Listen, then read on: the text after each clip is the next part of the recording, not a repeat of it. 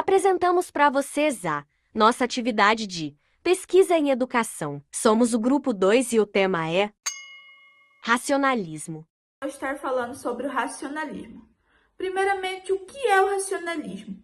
Bom, o racionalismo é uma abordagem filosófica que enfatiza o papel da razão na obtenção de conhecimento, argumentando que a razão é a fonte principal e mais confiável de conhecimento, superando a experiência sensorial. Bom, na visão racionalista, a mente humana é capaz de deduzir verdades universais e fundamentais por meio de pensamentos lógicos e da reflexão. Já na contextualização histórica, o racionalismo teve origem na Grécia Antiga, com pensadores como Parmênides e Platão, que valorizavam a razão como meio de acessar a realidade e alcançar conhecimento verdadeiro e duradouro. No entanto, foi na Europa moderna, durante o século 17 e 18, que o racionalismo se desenvolveu como uma corrente filosófica e distintiva. Bom, eu vou falar sobre os fundamentos do racionalismo. ênfase na razão como fonte primária de conhecimentos. O racionalismo, ele enfatiza que a razão humana é a principal fonte de conhecimento. Isso significa que os racionalistas acreditam que a mente humana é capaz de descobrir verdades universais e fundamentais por meio do pensamento lógico e da reflexão, em vez de depender exclusivamente da experiência sensorial ou da observação empírica. Os racionalistas, eles confiam na capacidade da razão humana de discernir verdades sobre o mundo através das análises racional e do uso da lógica. Agora eu vou falar sobre a contraposição ao empirismo. O racionalismo, ele se opõe ao empirismo, outra corrente filosófica que valoriza a experiência sensorial como a principal fonte de conhecimento.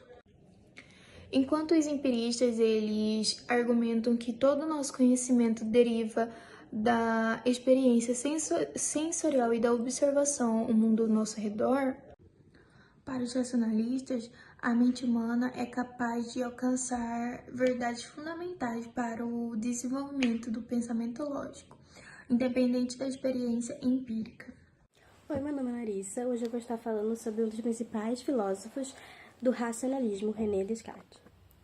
René foi um filósofo e matemático francês, fundador do método dedutivo na filosofia. Além de deixado significativas contribuições para a filosofia, seu método filosófico introduziu um pensamento mais exato no campo da filosofia, o que fez ser considerado o primeiro filósofo da vertente racionalista, colocando em posição de destaque para a contribuição do pensamento moderno.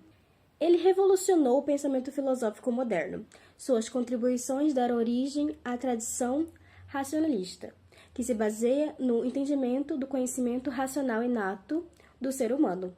Assim como Platão, o filósofo francês concebe o ser humano como um ser composto por duas dualidades psicofísicas, isso como mente e alma e por corpo.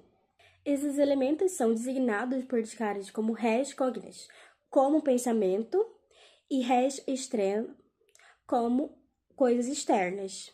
Nessa concepção da alma ou mente, coisas pensantes, é atribuído o maior do ser humano, como seu corpo como coisa externa, e a extensão da alma. O corpo depende da alma para viver, do mesmo modo que a alma depende do corpo para habitar ao mundo.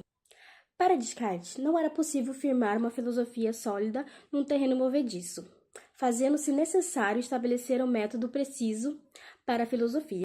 Uma de suas frases mais famosa, penso, logo existo, foi originalmente publicada no livro O Discurso do Método, em 1687. Descartes, considerado o filósofo moderno, chegou à célebre frase quando buscava traçar a metodologia para definir o verdadeiro conhecimento. O filósofo matemático desejava obter o conhecimento absoluto, irrefutável e inquestionável.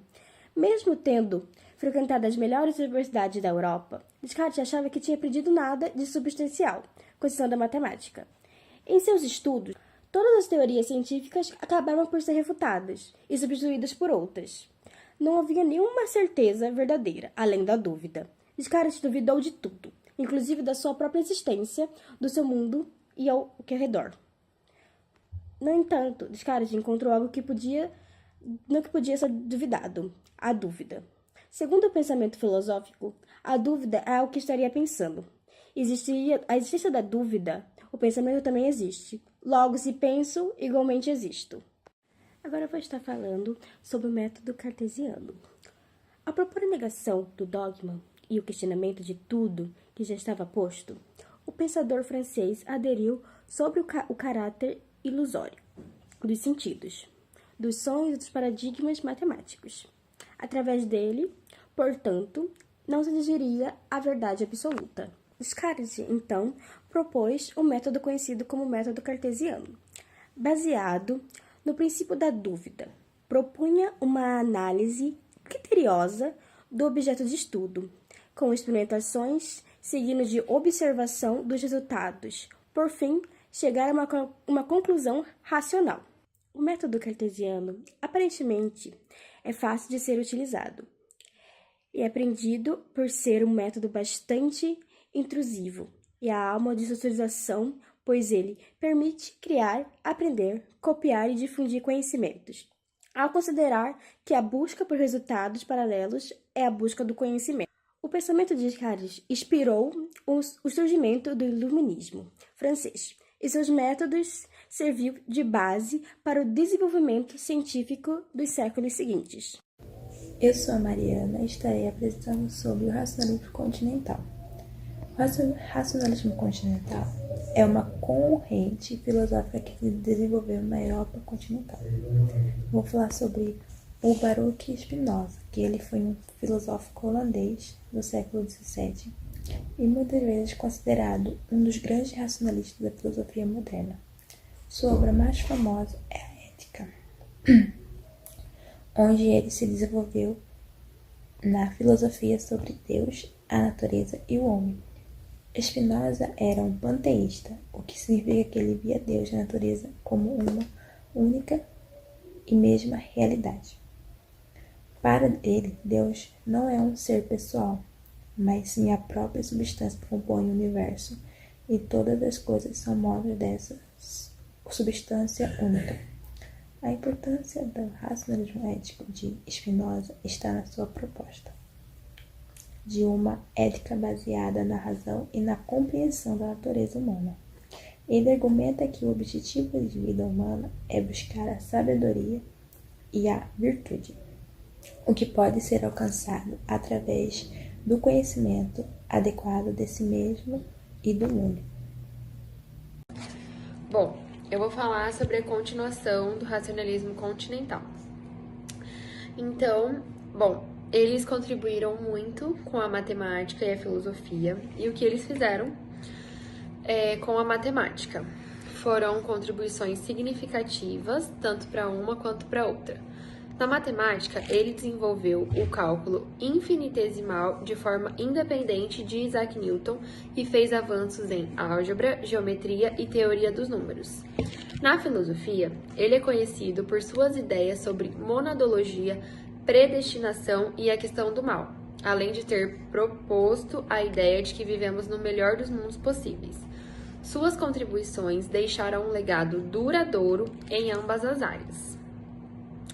Agora eu vou falar sobre a monadologia e as teorias das mônadas.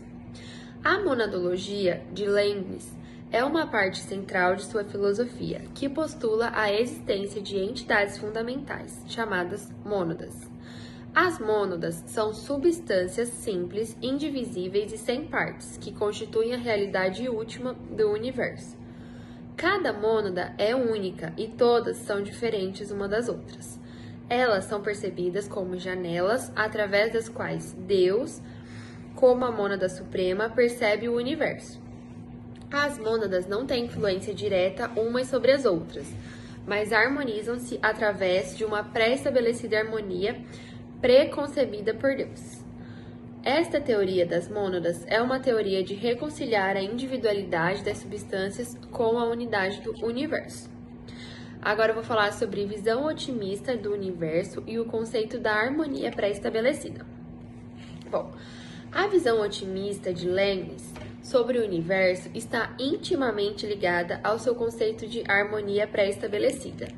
Ele argumenta que, apesar das aparências de conflito e desordem no mundo, o universo é, na verdade, o melhor dos mundos possíveis criado por um Deus perfeito e benevolente.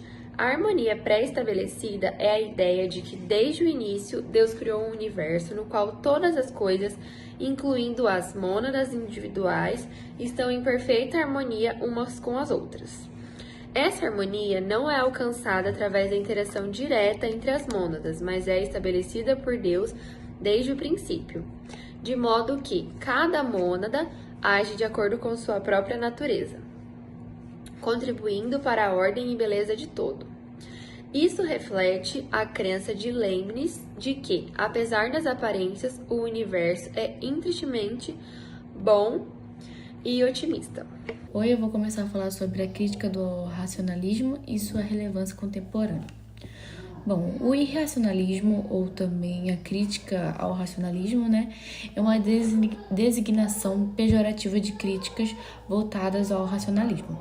Enquanto o irracionalismo é, nesse sentido, geralmente entendido como um movimento filosófico ambiguamente definido dos séculos XIX e início do século XX, tais críticas não compartilham uma tradição filosófica, tanto uma disposição cética em relação à noção comum entre os pensadores modernos,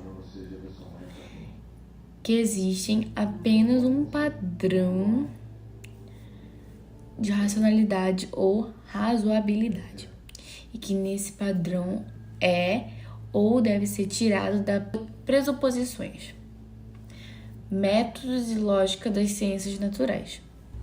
Também vou falar da relevância do racionalismo, que foi um elemento muito importante no mundo moderno para superar a sociedade, o mundo medieval, pois privilegia a razão em detrimento das experiências do mundo sensível. Ou seja, o método mítico, como se tinha acesso ao conhecimento durante a Idade Média. Assim, o racionalismo é baseado na busca da certeza e da demonstração. Também vou falar sobre a relação com outras questões filosóficas. Em resumo, o racionalismo e o empirismo são duas correntes filosóficas fundamentais que apresentam visões distintas, diferentes, sobre a origem e a natureza do conhecimento. Enquanto o racionalismo enfatiza a razão e a lógica, o empirismo enfatiza a experiência sensorial e a observação empírica. Então, esse é o nosso trabalho sobre o racionalismo e obrigada pela atenção.